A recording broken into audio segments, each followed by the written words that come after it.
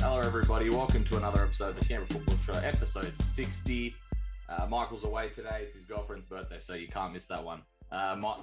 Joining me today is Russ Gibbs. Russ, how's it going? And thank you for joining me, as always.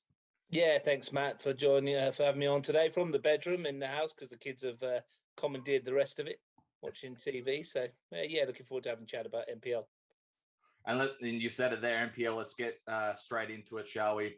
Let's start with our first match of the weekend. West Canberra Wanderers 2-2 with Gungahlin United over at Melrose Synthetic. Bailey with the penalty, Paisley with the goal for the Wanderers, and Gianpaolo with a brace for Gungahlin United. Gungahlin opened the scoring through Dom Gianpaolo, who was able to get on the end of a short clearance, tapped it ahead and beat his marker to reach the ball and sort of slid to shoot it. It was a pretty good goal. Bertamo Madrid dragged his defenders across goal and laid it off to Gianpaolo for his brace and the equaliser. Due to the draw, Gungahlin are now 3 points off Canberra, Croatia, who are in first place, and Monaro gained 2 points on them, but are still ahead by 2. But Gungahlin are still ahead by 2 points. Angus Bailey stepped up for the spot kick to send Wanderers level as he buried it in the bottom left corner. West Canberra Wanderers went ahead through Jackson Paisley, who finished off some real nice build-up play 15 minutes later, and goalkeeper Jacob Wiseman was also sent off at one point for the sin bin for 10 minutes, but they didn't concede, I don't believe, in that period. Feel free to correct me if I'm wrong there.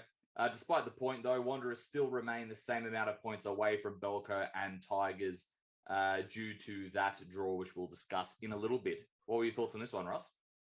Yeah, probably some drop points from the Gungahlin. They'll feel it that way, especially playing against 10 men for 10 minutes. Shea Thornton winning goal when Jacob Wiseman was sent to the sin bin. They didn't really test him too much in that period of time.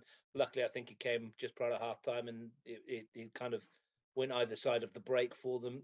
Look, I mean, the Wanderers, we've said all season, are a decent footballing outfit. It's a difficult place to go and get points. So Gungahlin might see it as a point one rather than a couple drop. But in their chase for the league title, of course, it's a bit of a setback for them.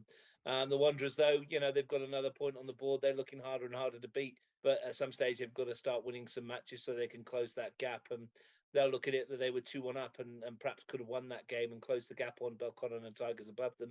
But at the end of the day, it's a fair result. Both sides played some good football. I didn't watch all of it, to be honest, because I was elsewhere. I've caught the highlights. But yeah, it's a good point for both teams at the end of it. And I would say from what I saw, it was a fair reflection. But plenty of work to do for both teams at both ends of the table. And next up, Belconnen United 2-2 with Tigers FC. Sparrow own goal in the 54th minute. Ospino with a goal in the 85th minute. Then for Tigers, Borgno with a goal in the 59th minute and Wilson with a goal at the death 93rd minute in stoppage time. Belco opened the scoring after a free kick put in the box, came off the head of Daniel Sparrow, of course, for that own goal. Belco's second goal, which put them back in front, came courtesy of Ospino, who was free in the box and performed a very neat diving header. Due to the draw, they are the same as last week, so Belco still 1 point off Tigers and leading Wanderers by 4 points. However, they are now just 2 points behind Olympic, who are in fifth due to their loss. Tigers, of course, fought back from behind twice in this one. The first came 4 minutes after conceding when Josh Golevsky put a neat pass to Giuliano Borgno, who was able to very neatly pull back around his defender and bury the goal. The second, which was the equaliser for them, courtesy of Alex Wilson, who trekked unmarked through the box and got in the end of a free kick to place a nice header in the corner. Like I said, similar to the Belco one, no change on their ends due to the result. Tigers remain 1 point ahead of Belco in sixth place, 5 off Wanderers, but they are now only 1 point off Canberra Olympic in fifth. Thoughts on this run with this one, Russ? When we were keeping up to date on this one, it kept changing. Yeah. We were expecting certain results when we were doing the Chavapi Derby. Yeah, heartbreaker for Belconnen United, isn't it? I mean, they were 2-1 up. They got themselves in front with 5 minutes to go. Must have thought that they'd won the contest and got those 3 points to pull them clear of that battle at the bottom. And for the Tigers, what a crucial intervention from their substitute, Alex Wilson. The young defender's now scored 2 in his last 3, coming off the bench to rescue a point for his team. And it's a vital point for them, to be honest. And they would have been dragged down into that scrap had they not got that point, the Tigers. But the good news from them is that they're getting their frontline players back. Christian Junner played on the weekend. Rocco Stricker got some minutes. Josh Golewski's back in action now as well. So they're getting back to full strength at the right time. They've got a tough one this weekend against the Panthers. But they'll feel that that point might be critical for them pushing towards that top four, because it keeps Wanderers at arm's length at the other end of the table, and it keeps them within touching distance of O'Connor Knights at the top. As I said, for the Blue Devils again, and we've been in this situation with them before.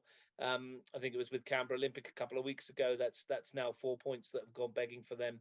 They've had to settle for draws in games that they were winning right at the death. Must be quite sickening for Michael Zukowski and his team to be conceding late like that, because they've done the hard work. As it is, as you mentioned, it's as we were in the bottom three, because nobody's managed to make any ground on anybody else. So at the end of the day, no harm done, I guess, for either side, but it does hurt them in their quest for the top four. And they still can't shake off that lingering doubt that the Wanderers are still there. They're still pushing away. A win for them at any stage and a slip up from those two above, and they're right back in the mix. But 2-2. Good point for both teams, but also not a great point for both teams, if that makes sense. Yeah, a bit of a mixture in that regard. There will be plenty more, I'm sure, regarding those two moving forward. You mentioned one team there, O'Connor Knights. They hosted the what is now coined the Chavapi Derby, or at least I hadn't heard of this one until the weekend. So that's what it is for now. 4-0, Canberra Croatia won in this one. Busek with a goal in the 37th minute, Ugrinic with a brace, 49th and 65th minute, and Taneski with a goal in the 72nd minute. Very impressive performance from Canberra Croatia, who had lots of possession in both halves. They probably didn't have the better of the chances until they opened the scoring, and that was through Mate Busek, who stepped up and unleashed an absolute screamer into the top left corner. One of the best free kicks you'll see all season, probably goal of the week as well. But like we discussed on commentary, Russ, there's plenty of picks for one of the best free kicks of the season in the NPL. Croatia opened the scoring in the second half. In the first couple of minutes, courtesy of Jason Ugrinic, who got on the end of a bit of a scramble off a long throw for his 96th NPL goal. A miscommunication between Miller and Tokic dragged them both out as Tokic was on and Ugrinic was able to get on the end of it and that in the back of the net. 7 minutes later, Croatia made it 4-0 as Daniel Baric was on the counter, put a nice ball over the top to Taneski, who broke the line and put it past Miller. This victory extends their lead over second place Gungahlin by 3 points and still 5 points ahead of Monaro in third. O'Connor, I'm sure they were expecting to have less of the ball than they usually do, but I think it's pretty safe to say that they weren't expecting to have less of the ball than they did. O'Connor had their chances, though, through Minot Smith. He sort of cut it across and hit the crossbar, sort of similar to like he did in that first game at Deakin Stadium. They just weren't able to play their usual game on Saturday, though, and Croatia were just too good, it's safe to say. Not all doom and gloom, though, because they do still remain 4 points and have that cushion over Olympic, who are in fifth. Thoughts on this one, Russ? Well, Knights got their points for the weeks on Monday. They got their 3-1 win over O'Connor Knights, which was important to them to keep them, put them into that top four and keep them there. Give that little bit of a cushion to allow a slip up or two. And to be honest, they weren't really at the races on the weekend. Canberra Croatia were very, very impressive indeed.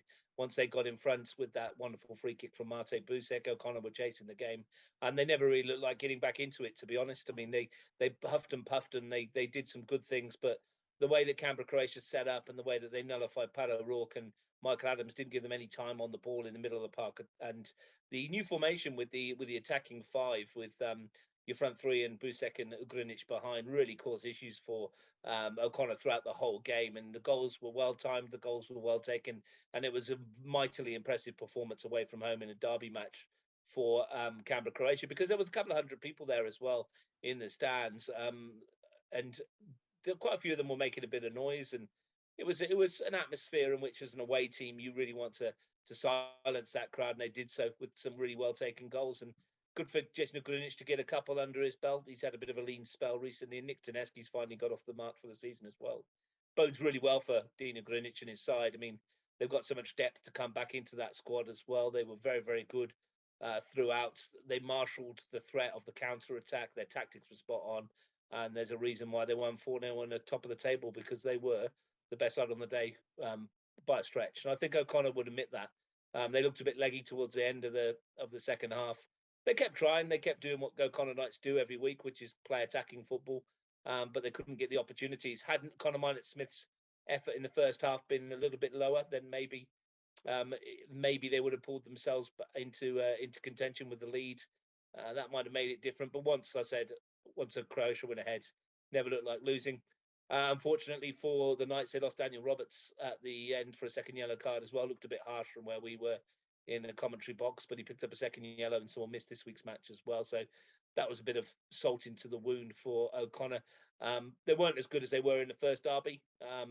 Obviously, the scoreline reflects that, but no doubt they'll come back and be up for the fight again this weekend, because, as you said, they're still in the top four. They've got it in their hands at the moment. And for them, that would be a magnificent end to the season if they could stay there. And next up, Monaro Panthers, Canberra Olympic, 2-1 to the Panthers. Kalfas and Bailey with the penalty, and McCarron scored the goal for Olympic. Monaro opened the score in the 30th minute as Darren Bailey put a great ball to Nikos Kalfas, who struck an absolute bullet above Seb Usai. Zach McLaren ran deep to get on the end of a Kalfas through ball and caused Nelson Curley to go in with a diving challenge and sort of grab the arm as well, brought him down to the box, causing a penalty. Darren Bailey stepped up to bury the penalty and consequently the 3 points. The victory means that they close the gap on Olympic by 2 points, who are in second place, of course. And Canberra Olympic's goal came via Luca Flores, who put a great through ball to David McCarron, and David McCarron was the one who scored. And he struck another bullet. So some really good goals in this game from the edge of the box, and he put it past Thurtell in the top right corner. Not too happy as well with the penalty. One of the Olympic coaching staff, Alex Castro, got sent off with a red card as well, and he sort of went behind the fence, and that is something that can only really happen at Riverside, because nowhere else is the bench that close to the fence. Overall, though, I thought, from what I saw, Olympic had a good performance in this one, and arguably made Monaro work a little harder for that victory. And it's not the first time that they've sort of made Monaro work for a victory at home. That FFA Cup semi-final as well comes into contention there. And then after you give me your thoughts, Russ, I just wanted to know your thoughts on Olympics attacking options, because they have quite a bit now with Popovic, McCarron, Alan James, Asosa Hegi came off the bench in this one. He usually plays with a front three. He has quite a few options now, Robbie Catnack.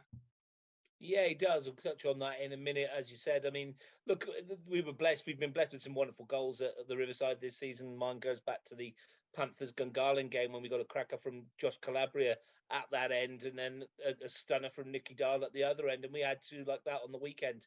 The strike from Nikos Kalfas was probably one of the purest hits I've seen of a football in the NPL this year. And Seb Usai did incredibly well to even see it, let alone get a hand on it. And he almost kept it out, but it went in the top corner. Brilliant goal.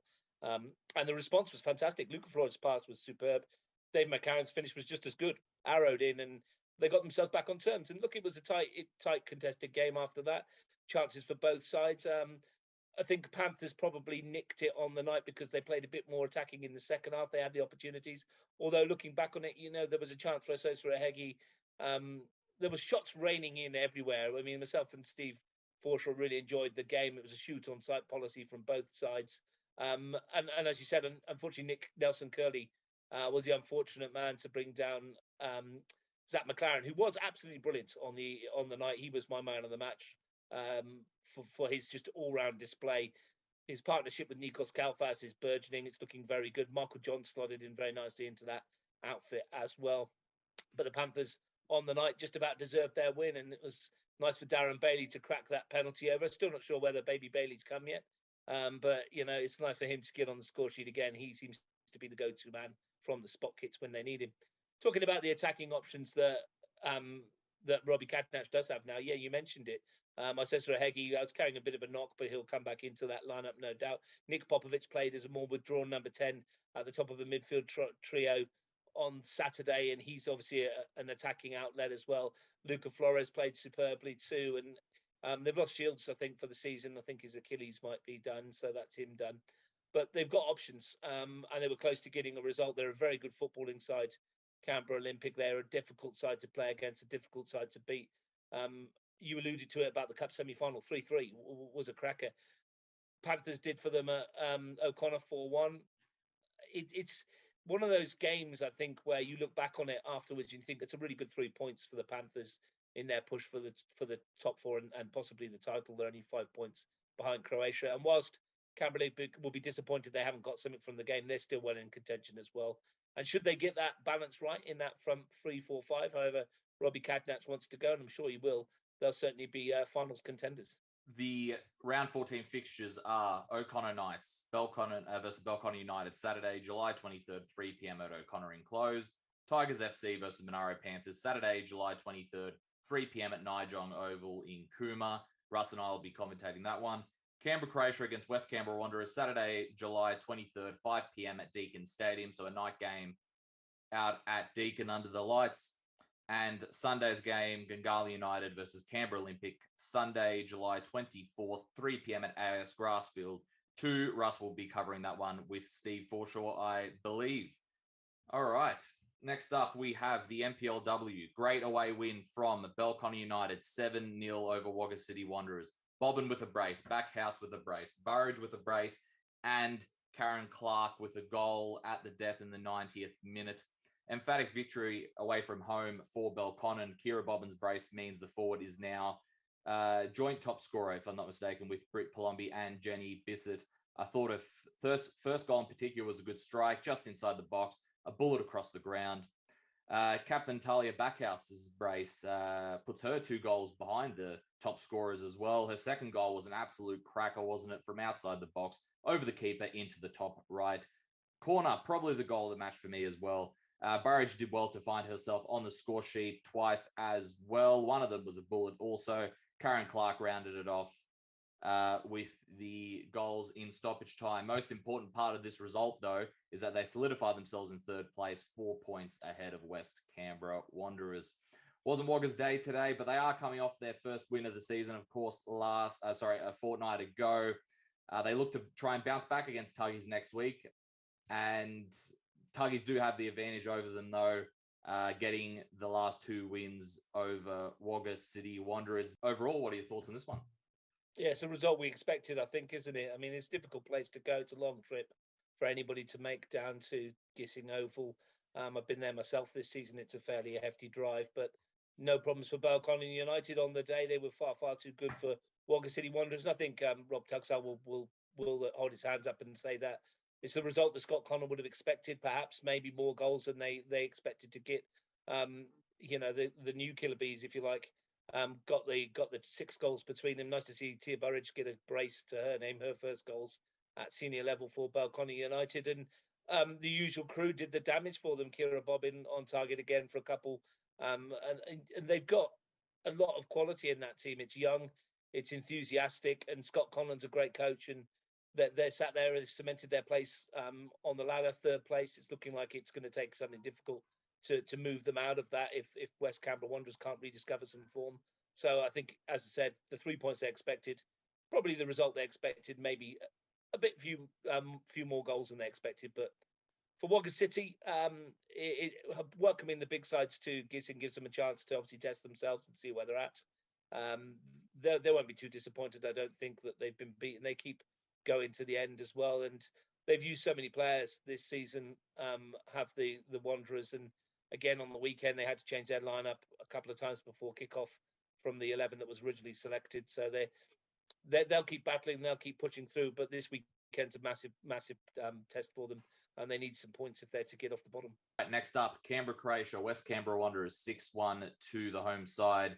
Barrett with the brace, Palombi with the brace, Bernie with the brace. Canberra Croatia were made to work for this victory in the first half anyway. They were uncharacteristically let a few more chances afloat in their own half than we're probably used to seeing, including a penalty as well. Once they got the third, though, in the second half, they really started to click into gear, and then we saw the Canberra Croatia that we're used to seeing this season. Jenny Bissett, I thought, had some terrific assists and pass deep. Some notable taglines from this victory are Brittany Palombi reached her 150th goal milestone and is now joint top scorer with Kira Bobbin, 151, I believe, actually overall. And teammate Jenny Bissett, of course, is the other top scorer with her and Bobbin. Bella Barrett and Sienna Burney have also now reached 10 goals each, which means that we have 4 different Canberra Croatia players to have reached double digits this season. And like Russ has mentioned a few times in commentary, 13 different goal scorers overall, which is the most in the competition. West Canberra Wanderers will probably feel a little hard done by in terms of losing by such a scoreline. They took the lead early through Hattie Cram, however, conceded 2 just before halftime. Before halftime, though, they had some really, really good opportunities.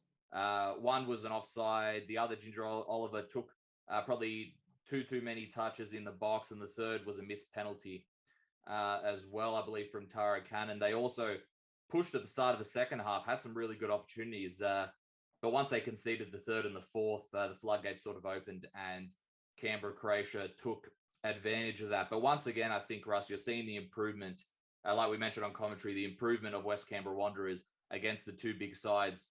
We saw a more hefty scoreline against Canberra Olympic than the second one was only 3-0.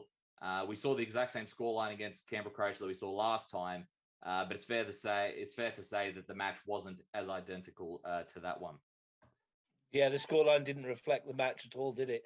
Especially in the first 45 minutes when the Wanderers really should have been ahead. Had they gone ahead for a second time, who knows what might have happened. Canberra Croatia would probably have won the game. They've got too many good players to worry about going behind, and you could see it when they went behind early. Hattie Cram's goal via a deflection off of Rhiannon Fenson gave them the advantage, but you could see the Canberra Croatia just calm.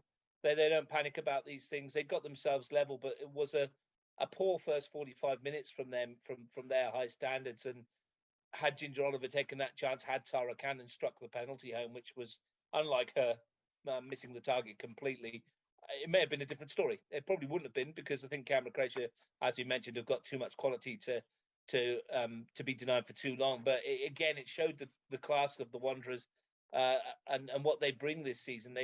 They fell apart towards the ends. Maybe their depth isn't as strong as Canberra Croatia, and when you're playing against quality players that can pick passes and create opportunities, you're always going to find yourself on the back foot at some stage. But yeah, credit to them for the way they played. I thought they played a big part in the occasion, and 6-1 was harsh. Brittany Palombi, well, what can you say about Brittany Palombi? Got a 150th goal, as you mentioned, and then added another just for good measure, because that's what she does.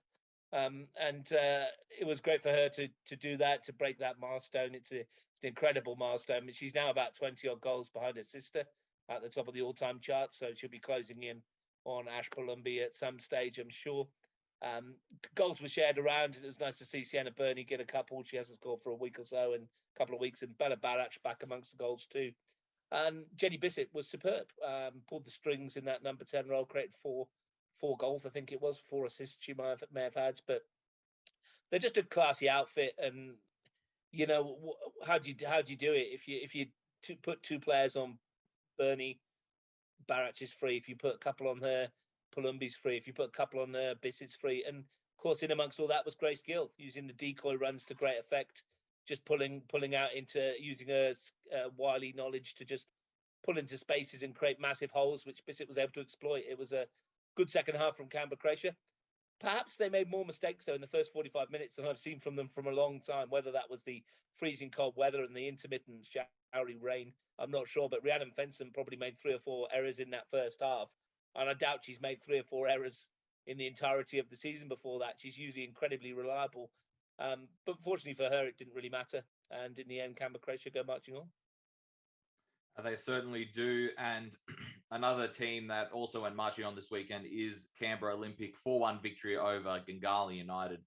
Percival own goal, Olivia Fogarty, Ashley Sykes with brace. In terms of Gungahlin, Wright was their goal scorer. Olympic struck their damage pretty early in the first half, across from Renee Juna in the box, came off Maddie Percival for an own goal. Pressure mounted again on the Gungahlin defence. as a defensive lapse and not controlling the ball allowed Olivia Fogarty to pounce on that loose ball and bury it. Alexandra Cook stepped up from the spot kick, but it was saved by Kaylee Tanini. Ash Sykes, though, was able to get on the end of that rebound and score her first of the match, and then she scored her brace 10 minutes later to cap off Olympics goals. Gungahlin were able to strike, though, 63rd minute through right. Nat DeMarco laid a ball off to her, and she struck a very, very good shot as well from outside the box over Janet King into one of the corners. This was Andrew Woodman's first loss in charge of Gungahlin United. It was also his first match against his old side, Canberra Olympic. Gungahlin still have a little bit of a hill to climb in terms of making that top four. They're 9 points adrift of the Wanderers. Look, it's always going to be tough against the likes of Olympic and Canberra, Croatia, who they'll have next week. However, it's safe to say that the matches before this, that Andrew Woodman has been in charge, you've seen the momentum sort of shift for Gungahlin, Russ. Yeah, it has. They've been playing pretty well up until this point, but the game was done by about half an hour, wasn't it? Olympic were 4-0 up and cruising, which is a great performance and result for them in what is a tricky place to play. On that second field at Gungahlin enclosed, there's really no shelter from the wind, and it howls around that ground. It's freezing cold, and it's not a very pleasant place especially around the middle. Yeah, not a very pleasant place to be for anybody on a Saturday or Sunday afternoon. But Olympic did the damage early, and they got the job done for them. Had to feel a bit sorry for Kaylee Tanini, because that was a wonderful penalty save from Ali Cook, but her defence let her down a bit by standing and admiring it, while Ashley Sykes decided to do what she has been doing for years, and that was react quickest and bury it. I mean, that's not the key point in the game. The game was pretty much, as I said, done by half-time. Good for Gungahlin, though, to dig in the second half. They didn't concede any more goals, and it was nice for Kayla Wright to get a first senior WNPL goal as well. But Olympic would have expected to win there. They would have expected to challenge, and I think they got both of those things. Gungahlin United still got some time to push themselves up the table, and they have improved under Andrew Woodman, and I expect that to continue. And the other match was Canberra United Academy against Tuggeranong United, and as we've mentioned, that has been postponed to a later date. The NPLW round 14 fixtures are Belconnen United versus West Canberra Wanderers, Saturday, July 23rd, 3 p.m. at McKellar Park. Tuggeranong United versus Wagga City Wanderers, Sunday, July 24th, 2:30 p.m. at Canberra 201. Canberra Croatia against Gungahlin United, Sunday, July 24th, 2:30 p.m. at Deakin Stadium. And last up, Canberra Olympic versus Canberra United Academy, Sunday, July 24th, 2:30 p.m. at O'Connor enclosed. All right, next up is the CPL. Queanbeyan City 5-0 victors over Weston Molonglo. Menza, Ramos, Ureje, Trejkovski, and Piccolo with the goals. A blitzing start from the visitors as they struck 4 times in the first half. Menza, Ramos, and Fureje got themselves amongst the score sheet again. They've all been on the score sheet quite a few times this season. And then we also have 2 new signings, Trejkovski and Piccolo, scoring their first goals for the club since they joined a couple of weeks ago, with the latter, Piccolo, scoring right on the death and the only goal of the second half. Most important part, though, of this victory is that they gained 3 points on Tuggeranong United. It puts them straight back into the race, making the final encounter between the two just as epic if the scores stay sort of similar. But United do have that. Tuggeranong United do still have that 5 points difference. But after that loss, I'm sure Queanbeyan will still have hope that they can push for promotion, as there are still quite a few games left this season. Western Molonglo struggles still continue as they still elude their first points of the season. Even though the match was sort of over by 30 minutes in, they only conceded 1 right near the end. So an improved second half there. Any thoughts on this one, Russ?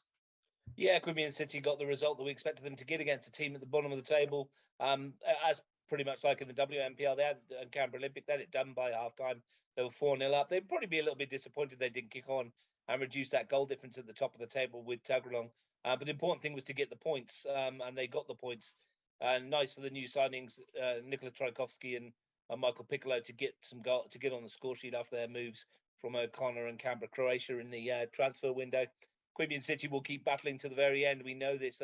They're giving themselves a bit of hope now that the gap's 5 points, but they've got a really tough run of fixtures coming up, and they need to continue this form and get some wins on the board if they're to close that gap to Tuggeranong still further. Next up, Brindabella Blues with a big victory, 1-0 over Yoogali. Like we said, big victory for the Brindies as they overcome their visitors from the Riverina. The goal came early on through Jordan Host, who got on the end of a great through ball over the top from half way, and then it was passed in again to Host. And this win also means that the Brindies go back into third place, 5 points off Queanbeyan in second place, and they now lead White Eagles, who they overtook by 1 point. Yoogali, though, from all accounts, pushed Brindies and had a pretty good match. Overall, though, this loss means they are now 6 points off the top four. Still in that race, though, for the top four, just showing how close it is between every side from seventh to third, really, for this top four race. However, it's safe to say the next few games, considering that they are now 6 points behind, are crucial for Yoogali. Thoughts on this one, Russ? Brindabella Blues are arguably the story of the season, aren't they? They've rejigged that side with a lot of young talent coming through, and Ray Junner's doing a super job for them.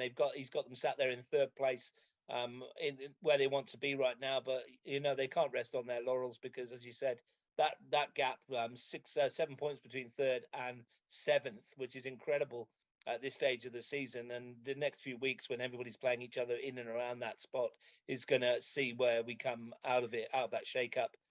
Brilliant for them to get the result. Yoogali, always a tough nut to crack. They're a hard-working side. They've got some good quality in there. I think they play Queanbeyan City this weekend, and that's a really tough test for Queanbeyan City off the back of that win last week. So they'll know that Yoogali will be coming to Canberra, I think it is, and giving them a tough match to play against. For the Blues, though, they just need to keep getting the results that they're getting. They've only lost 4 out of 13 this year. We've got a few draws under their belt too, and if they can keep their players fit and healthy, Jordan Host, you mentioned, scored the goal, and he's been in wonderful form this year. If they can keep them all fit and healthy, they'll give it a good shake-up in the final series. And it's a really good league to look at when you look at the league table, and you love a really tight competition. And I'm sure we'll talk about it in a minute with Tuggeranong United, but yeah, we want a race. We want a race for the top four. We want a race for the title, and if the results keep going this way, we certainly will get one. Yeah, it looks like we very well could get a race. Obviously, it all depends on the next couple of weeks of results, which will be crucial for each side. Tuggeranong, though, like we mentioned, do have that 5 point gap. They have that 5 point gap. It was originally 8 before this loss to Wagga City Wanderers. They lost 4-3 to the visitors. Richards and Walker with a brace for Tuggies, and then Kudzola with a hat trick. 2 of them being penalties, and Ocheng scored the final goal for them. Wagga picked up, like we said, a big victory on the road for them, this time against the league leaders. Kudzola's hat trick means he has now reached 7 goals for this season. He's proved to be a very good signing for David Leonard's side. 3 of the goals came from penalties. 2 were straight from the penalty, and 1 was a rebound off a penalty save. The final goal for Ocheng was a really nice piece of play around the Tuggies' defense, and an eventual ricochet off a defender went to the path of Ocheng, who buried it with an absolute bullet from outside the box. We're seeing quite a few goals from outside the box this week. Overall, though, very big win for them, as it puts them only 1 point now behind the top 4. I believe they're in 6th place due to goal difference, so them and ANU are both 1 point off White Eagles. This loss for Tuggies means that, like we've mentioned a few times now, Queanbeyan gained 3 points on them. They still have that cushion of 5 points. The first goal from Tuggies was a terrific counter-attack with a ball over the top and across to Richards. Neat couple of moves there on the counter from Tuggies. Second goal to level it for Tuggies was a long throw directly to Walker, who was able to put a neat header into the bottom corner. Final goal from the home side sort of epitomizes their team play. It was another neat counter, 1-touch passing, and then dribbling around the defense, and a brilliant top corner finish from Walker. Sam Walker's goals and means he has now scored 14 for the season and one off the league's top goal scorer, which is Kunyet Kagla of White Eagles. Yeah, the performance was fine from Tuggeranong, to be honest. They had enough chances to have braid this one well before the decisions went against them. Mark Richards will be scratching his head, wondering how he's not got a hat-trick. He's missed a couple of chances from inside the 6-yard box as well, and they've hit the woodwork as well. They've created enough opportunities to win 2 matches. But sometimes it doesn't go for you. And for Wagga City Wanderers, this is probably their best result of the season, and they've worked really hard for it. Yes, they got a bit fortunate with a couple of the penalty decisions, could have gone either way, but you've got to take them when they're given. And Morris Cazzola took 2, scored them nicely. Would have been a bit heart and mouth time for him when he saw his 3rd effort save, but he managed to tuck away the rebound, and he's got himself a hat-trick. There's not been many hat-tricks in the leagues this season, and it's great for him to see that. And what it does do is it brings Wagga City right back into the mix. It's a great result for Dave Lennon. Couldn't be happier for him and his boys. It's a tough place to travel to Canberra every second week, and to get a big result like that against the league leaders, they'll be absolutely flying now. For them, though, it's all about getting wins. They can't afford to get draws because their goal difference is markedly worse than those above them. Like you mentioned, they're level on points with ANU, but they are 16 goals worse off than the university side, and a whopping 28 worse off than White Eagles, who are sat there in 4th. For Tuggeranong, well, it's a setback. There won't be panic stations for them. They've got White Eagles this weekend, so they'll need to get back into winning ways. But the way this league is looking at, you've got that 5-point gap. That's the cushion you want. 5 points and a goal difference 25 better off than the team better second than you. That's worth another point in itself. So they're looking at this going, well, they're all playing each other in the next few weeks as well. Queanbeyan's run of fixtures is tough. So there won't be any panic stations for Mitch Stevens and his team just yet. And he did say to his group afterwards, I don't want to hear any whinging about the refereeing. We should have won this game, had chances to do so. Credit to Wagga City Wanderers, who've come away with the points. Big 3 points. Certainly is a big 3 points from them. And I think what we've realized over the last couple of weeks, that anyone can beat anyone on their day in this league. Next up is ANUFC, big 3-1 victory over White Eagles. Model Deans with a brace for ANU, and Asikia with a goal for Canberra White Eagles. Like we said, big win for ANU over White Eagles. They are now 2 wins from 2 against their rivals this season. ANU only ended up taking a 1-goal lead into halftime as Ohio Asikia struck just before halftime to give Eagles hope, going down 2-1 into that second half. Dean's second goal, though,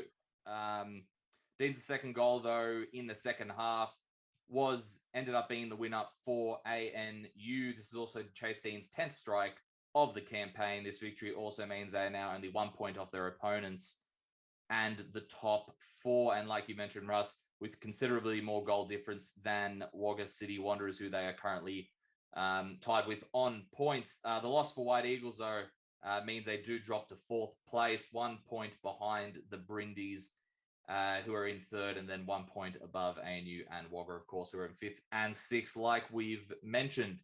Not the result White Eagles would be looking for, especially dropping to 4th, but big win for ANU, who have had some big results this season, but they've been a little inconsistent, it's fair to say. So it was good for them to get a really strong performance here against White Eagles, one of their rivals. Inconsistent is the word to sum them up, isn't it? 6 wins, 6 losses, and a draw for ANU. But you look who they've beaten. They've drawn with Tuggeranong United. They've beaten Queanbeyan City. They've beaten White Eagles twice now. It's just getting the results against the teams in and around them, unfortunately, which is letting them down. But you wouldn't bet against them getting into the 4 and making a big crack of it, because they're a finals football team and that's what they do. For White Eagles, this is disappointing because it was a chance for them to put a bit of a gap between them and ANU. And again, they've had a bit of an inconsistent campaign as well, with 6 wins and 5 losses. So at the end of the day, it's a fair result for ANU. They were the better side on the day, and as is obvious by the scoreline, they've scored the goals to win the match. Both teams, though, still well in contention for the top 4. And I wouldn't bet against either of them being in there at the end of the season. But, it's such a difficult league to call. And it really is one of those competitions where form doesn't really matter week to week. It's just about how they turn up on the day. Yeah, that's a very good way to sum it up. It's going to be interesting to see how this top 4 finishes, because like we said, anyone really from 7th up has a chance to finish in this top 4. The matches on the road to there, though, this weekend are round 14 fixtures. Wagga City Wanderers against Brindabella Blues, Saturday, July 23rd, 2:15 p.m. at Gissing Oval. Queanbeyan City versus Yoogali, Saturday, July 23rd, 3 p.m. at High Street. Canberra White Eagles versus Tuggeranong United, Saturday, June 23rd at 3 p.m. Woden Park enclosed, and Weston Molonglo versus ANU, Saturday, July 23rd, 3:15 p.m. at Melrose Synthetic. All right, Russ, thank you very much for joining me today. Any last words? Do you want to talk about the successes of the Kanga Cup? It's the first time we've had you on since. Yeah, a good tournament. We had another great week. The weather was fantastic. 244 teams turned up from around Australia and thoroughly enjoyed themselves, and everybody behaved themselves in the main. And like I said, there was no rain, which is fantastic. The sun came out for finals day.